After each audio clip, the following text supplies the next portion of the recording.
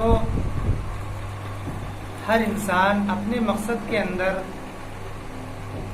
فکر مند بھی ہے اور اس کو اپنے مقصد کے استحصال کا یقین بھی ہے. اگر ہم ایجوکیشنل لائن میں اور تعلیمی لائن میں اگر ہم جائزہ لیتے ہیں تو صرف دینی تعلیم ہی ایک ایسا شعبہ ہے کہ جس کی حاصل کرنے والے کو نہ تو اس کے مقصد کا علم ہے اور نہ ہی اس کے استحصال کی فکر ہے. ہم نے ایک مرتبہ جائزہ لیا تو ہم نے دیکھا کہ اگر دینی تعلیم کا اگر کچھ ذرہ حاصل کرنے کا اگر کوئی فکر ہے تو وہ لڑکیوں کے اندر ہے. جب اس کی وجہ دریافت کی گئی تو پتہ یہ لگا کہ ان کی مائیں ان کو علم دین سکھانا چاہتی ہیں تاکہ ان کے رشتوں میں آسانی ہو.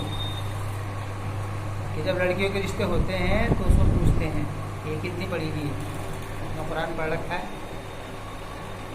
تو یہ وجہ ہے. اور اگر لڑکوں کا جائزہ لیا جائے تو وہ تو کسی درجے میں نہیں ہے. ایک جگہ ہمارا جانا ہوا تو وہاں پر ایک بہت مجمع بڑا مردوں کا تھا. ان سے جب کارگزاری لی گئی تو اس مجمع کے اندر گنتی کے 10 آدمی بھی ایسے نہیں تھے جو قرآن پڑھے ہوئے تھے، حالانکہ وہ مجمع ہزاروں کا تھا. گنتی کے بھی 10 آدمی ایسے نہیں. آخر دینی تعلیم سے اتنی غفلت کیوں ہے؟ یہ سوچنے والی بات ہے. ایک صاحب ہیں حضرت فاروق، ان کا نکاح ہوا ایک خاتون صالحہ سے. تو جب ان کا نکاح ہوا تو نکاح کے کچھ مہینے کے بعد میں اللہ کے راستے کا جہاد کا حکم ہوا. یہ وہاں چلے گئے اور جانے کے بعد میں یہ 30,000 درہم اپنی اہلیہ کو دے کر کے گئے.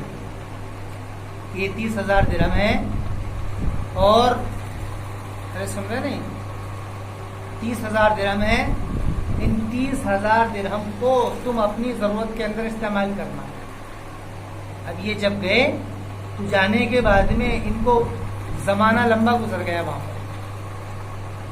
یہ جہاد سے واپس آئے 23 سال کے بعد. 23 سال کے بعد واپس آئے.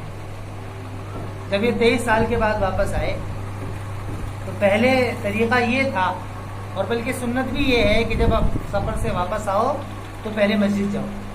تو یہ مسجد گئے اور مسجد جانے کے بعد میں انہوں نے مسجد کے اندر دیکھا تو مسجد کے اندر دینی تعلیم کے حلقے لگ رہے تھے. دینی تعلیم کے حلقے لگ رہے تھے. تو انہوں نے دیکھا کہ جس کے اندر کچھ لوگ پوچھنے والے ہیں، کچھ بتانے والے ہیں. تو ایک نوجوان، انہوں نے اس کا نام پوچھا کہ نام کیا ہے. تو لوگوں نے بتایا کہ ان کو امام نووی کہتے ہیں.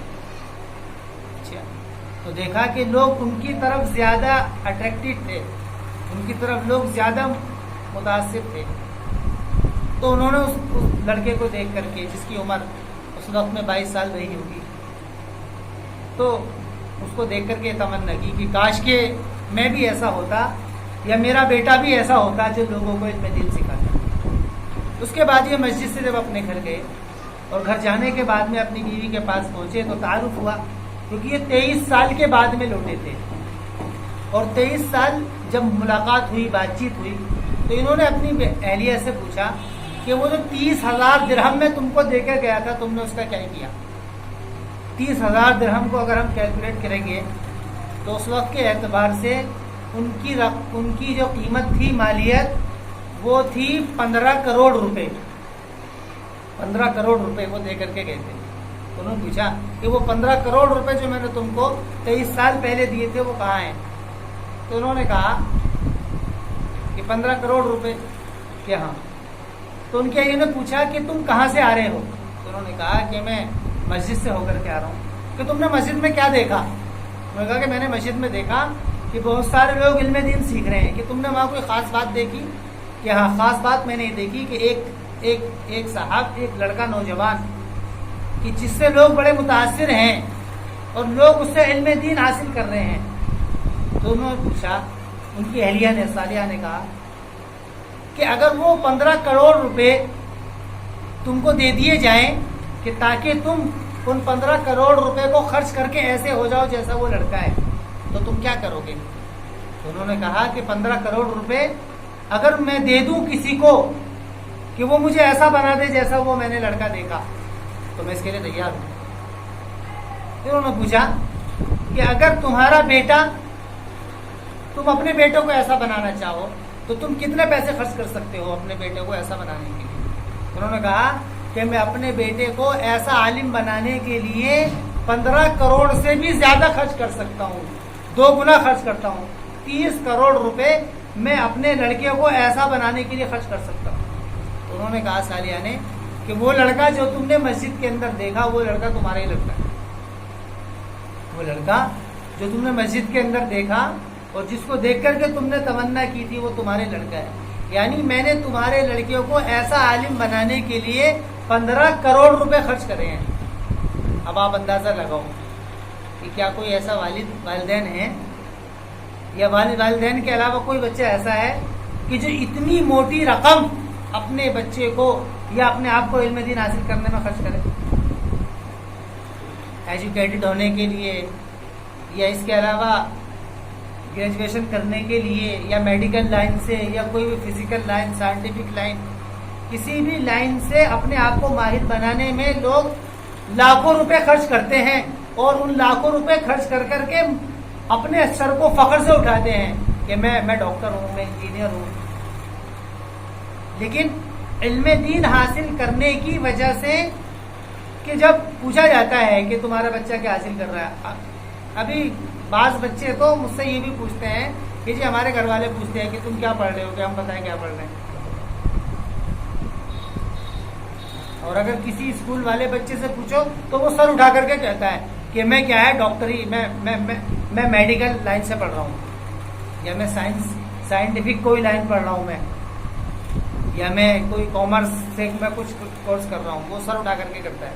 اور والدین کو بھی دیکھو، والدین بھی کہتے ہیں سر اٹھا کے میرا بیٹا ڈاکٹر ہے، میرا بیٹا انجینئر ہے. لیکن کوئی حافظ عالم ہو تو اس کو لوگ، حالانکہ حدیث میں آتا ہے کہ کل قیامت کے دن جو لوگ قرآن کو پڑھ چکے ہوں گے ان کے والدین کو 14ویں رات سے بھی زیادہ چمکتا ہوا تاج پہنایا جائے گا.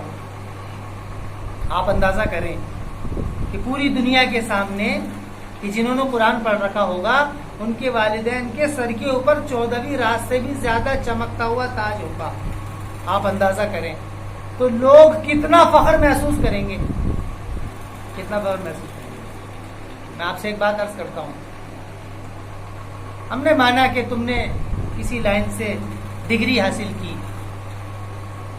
ابھی ہمارا ایک جگہ جانا ہوا تو ہم نے جب وہاں جائزہ لیا تو ہم نے دیکھا کہ اس کے اندر 100 سے بھی زائد لڑکے وہ ایجوکیٹڈ تھے، گریجویشن لوگوں نے کیا ہوا تھا، گریجویٹ تھے، اور ان میں صرف 1-2 لڑکے ہی کسی جاب کے اوپر تھے، ورنہ 100 کے 100 لڑکے یا تو کوئی مولی بیچ رہا ہے یا کوئی گاجر بیچ رہا ہے یا کوئی اپنا ہلکا پھلکا کام کر رہا ہے.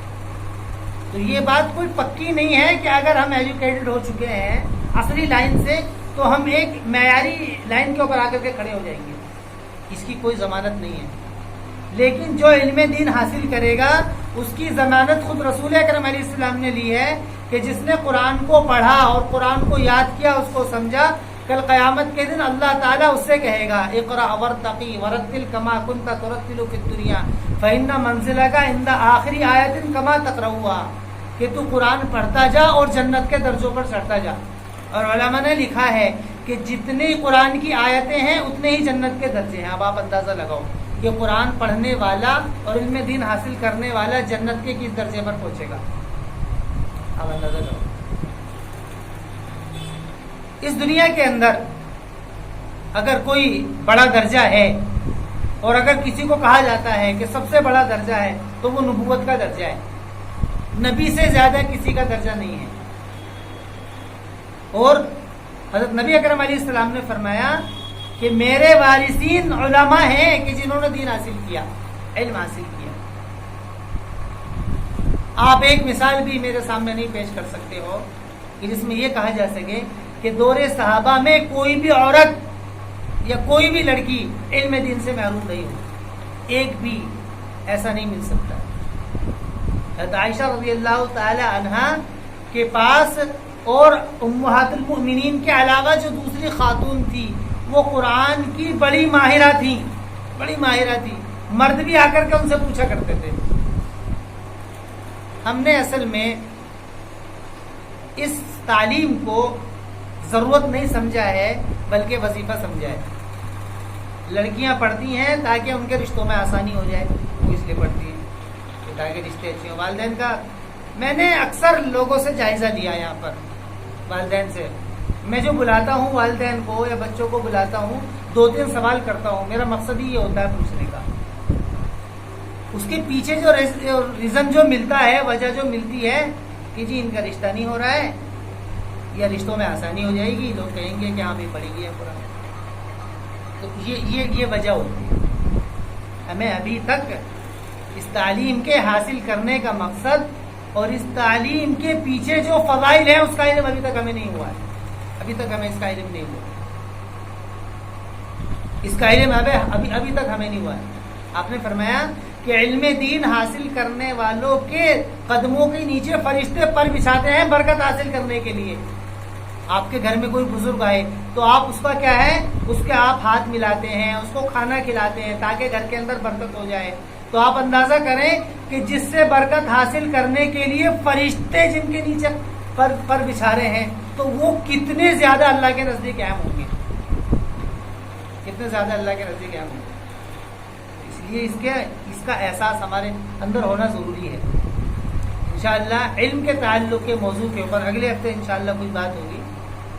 ابھی تھوڑا سا ایک تقاضا ہے، میں جا رہا ہوں، اور لیکن اس کی سب نیت کریں کہ انشاءاللہ کہ جس علم کو ہم حاصل کر رہے ہیں اس علم کی وجہ سے ہمارا سر اٹھنا چاہیے، جھکنا نہیں چاہیے، اور کسی کے بھی سامنے یہ وجہ نہ رہے کہ ہم اس لیے پڑھ رہے ہیں کہ تاکہ ہماری جو ہے نا، جو ہمارے والدین کی جو تمنائیں ہیں، بلکہ اس وجہ سے پڑھیں کہ ہم علم دین حاصل کریں گے اور اس علم دین کو ہم ساری دنیا کے اندر پھیلائیں گے، کر لیں گے۔